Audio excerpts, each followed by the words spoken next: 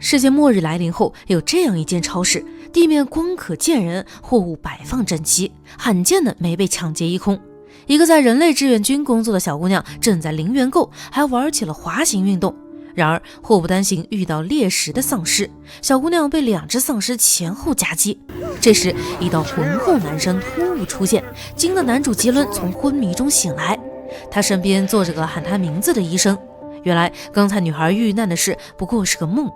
吉伦皮肤苍白如纸，瞳仁是怪异的多边形。他原本是长眠地下的死者，在2009年第一轮附身爆发时从棺材里醒来，成了以人类为食的丧尸。后来人类研制了治愈药物，可以帮丧尸修复认知神经，让他们成为半死症患者，就是拥有理智且永生的丧尸。对药物没有反应的丧尸会被处理掉。吉伦是第一批接受治疗的对象，他有点患得患失，不太适应自己吃人的记忆，但内心又隐隐有些许期待。只要通过测试，他就能回去和父母团聚。和他同样的半死症患者还有很多，摆正未治疗状态下杀人不是我的错的心态，就能领取遮瑕霜和隐形眼镜，静等家人过来接。但丧尸对人类的伤害不会轻轻结果，户外因为丧尸出没一片荒凉，墙壁上刷着人类志愿军的标语，还有更多寻人启事和新坟。吉伦一家住在诺顿村，这里有一支以牧师为首仍在活动的志愿军。父母想让孩子有个新环境，打算卖了房子搬家。哪知吉伦的妹妹小杰并不这样想，她是志愿军一员，每当有人来看房都会想法子捣乱。父母俩拿女儿没办法，只能放弃搬家。小杰不想和父母讨论哥哥，去村里的军团酒吧跟团队会合，没想到闹出个大糗事儿。以前丧尸横行，志愿军在人群备受尊重，酒吧还给他们免单。现在政府推行新政，免费活动也就取消了。军团的实际负责人是比尔中士，他脾气比较火爆，对着老板娘一通狂奔，转头带队友去基地分发下周值班表，让他们别管政府的胡言乱语，无论治疗与否，丧尸永远是丧尸，都是要被消灭的。其实丧尸群里也有激进团体，他们认为自己和人类是不同种族，相比于现在的治愈状态，更想回归狂暴与人类决一死战。吉伦的室友就是其中一位，室友劝他不要相信人类，还给他指明出路。回家后登录网站去找不死先知，如果愿意可以加入不死公社。吉伦将写有网站账号的纸条揣兜里，接着排队做定期药物注射。他看到室友偷偷磕了某种药，忙跟检测员上报情况，但没有引起重视。在医生给室友注射药物后，便见原来好端端的室友突然口吐污血，逮人就咬，整个治疗区很快拉响警报。第二天，吉伦父母担心同村人围堵，擦黑出门去接儿子。吉伦刚从睡梦中惊醒，室友的床整洁如初，人应该被处理了。吉伦淡定地接受现实，而后戴上美瞳，给裸露的皮肤涂抹遮瑕霜。等父母赶到这里，只见多年未见的儿子与死前变化不大，母亲悲喜交加，当场哭出声来，但很快止住情绪，带儿子回家。殊不知村里的祷告会上，牧师正在慷慨激昂，痛斥政府颁布保护丧尸的法令，还妄图将他们放回来。这让要解说法令的部长很尴尬，草草说了几句，狼狈离场。部长离开后，吉伦父母刚带儿子到村口，他们看见散场的人群，连忙用衣服将儿子盖起来。邻居老肯想搭个便车，不顾反对，打开后座的车门，但他还没坐上去，就被村里的护士雪莉叫去谈话。吉伦因此躲过一劫，顺利回到熟悉的房子，父母仍保留着他的房间。吉伦推开门进去，里面的一切都没动过，好似他不曾离开这个家。这时外面有人按响门铃，正是刚刚帮他们解围的雪莉。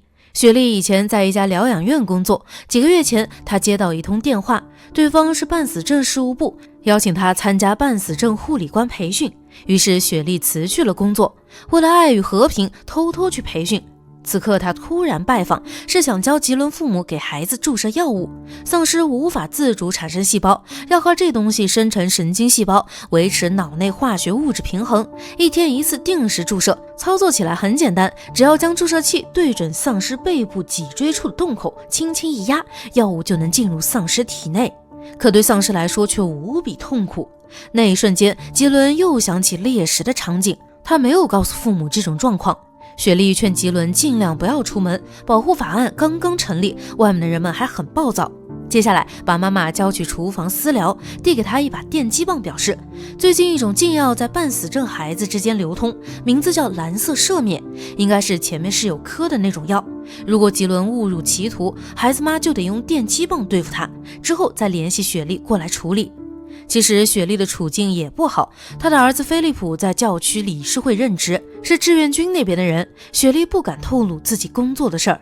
教区那群人正在秘密开会，针对是否保留政府禁令进行投票。菲利普一心想从政，尽管跟牧师和比尔中士走得近，还是建议听从政府安排。牧师没有反对菲利普，请他喝威士忌私聊，说了雪莉可能辞职的事儿。菲利普心中了然，这是要让他调查自己的母亲。此时吉伦一家准备吃晚饭，父母做了他生前最喜欢的羊肉。吉伦已经不进食了，但看着父母殷切的眼神，他还是坐在餐桌前佯装吃饭。妹妹小杰刚巧回来，看见久别重逢的哥哥，他却没有给好脸色，表示只要那东西不离开，他就不进屋。吉伦最想见的就是妹妹，没想到会遭人厌恶。他情绪低落，回到自己的房间，拿出放在床底珍藏的照片，上面是他和妹妹的合影。那时的妹妹有多可爱，这时就有多伤人。气氛不对的不止吉伦一家，比尔中士家灯光昏暗，他的妻子端着蛋糕出现，却将蛋糕放在一张遗像前。夫妻俩或悲痛或泣不成声。原来今天是他们儿子李克的生日，李克早几年死在了战场上。另一边的雪莉疲惫坐在客厅，和儿子菲利普聊天看电视。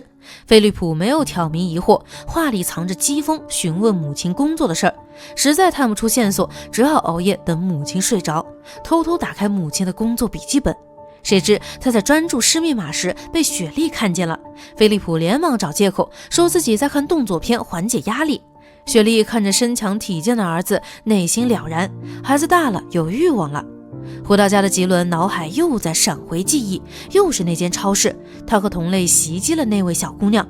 吉伦吓得惊醒过来，哪知小姑娘站在床前，露出一张鲜血淋漓的脸，但再定睛一看，竟是自己的妹妹。妹妹小杰质问她：“你是谁？怪物还是魔鬼？如果是哥哥，那就证明自己。”看来妹妹并没有想象中恨吉伦，吉伦对两人的往事如数家珍，说的小杰当场掉眼泪。他其实还是恨哥哥的，恨他当初一言不发，不告而别。吉伦给出迟到的解释，他觉得李克的死是他的错，因为他李克才去参军，才会在战场上牺牲，所以他也想从这个世界消失，而且付出了实践。这段对话并不隐晦，前面出现李克的遗像，性别男，估计吉伦跟他有一段春光乍泄的恋情，但遭到父母反对，没在一起。后来李克去世，吉伦也跟着自我了断了。一家人对此讳莫如深，即便吉伦归来，他们也不敢多问。听哥哥说出原因，小杰反倒更生气了。当天晚上，吉伦登录了室友给的网址，里面有蓝色赦免的购买链接，还有个骷髅面罩人的演讲视频。但还没等他细看，父亲进来找他聊天，据说今晚会起大风。今夜确实不平静，牧师找比尔私聊，说他是阻挡狼群的牧羊人，现在组织有个任务要交给他，处理一只归巢丧尸。比尔听牧师一通激励，气血上头，回家拿上枪支，召集队友，准备大干一场。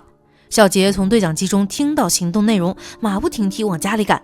家里的父母正在吃晚饭，听说比尔要来抓人，迅速拿出事先准备好的武器。小杰让哥哥藏起来，他们三个守住门口。比尔确实找来了，但目标不是小杰家，而是小杰的邻居老肯。原来老肯的妻子也是半死症患者，他被不留情面地拖到街上，双膝跪地委曲求饶。面对老朋友那张熟悉的脸，比尔却没有一点慈悲心。他又哄老肯妻子摘下隐形眼镜，等看清对方怪异的瞳仁，比尔绕到他身后开了枪，还在老肯的哭喊中自诩正义人士，认为自己让老肯安全了。杰伦从2楼的窗户目睹了一切，听着街上老肯痛彻心扉的哭喊，他只感命运弄人，无能为力。或许有一天自己也会被一枪爆头。比尔回到家，发现家里多了个军人，本以为是来抓自己的，没想到是来送惊喜的。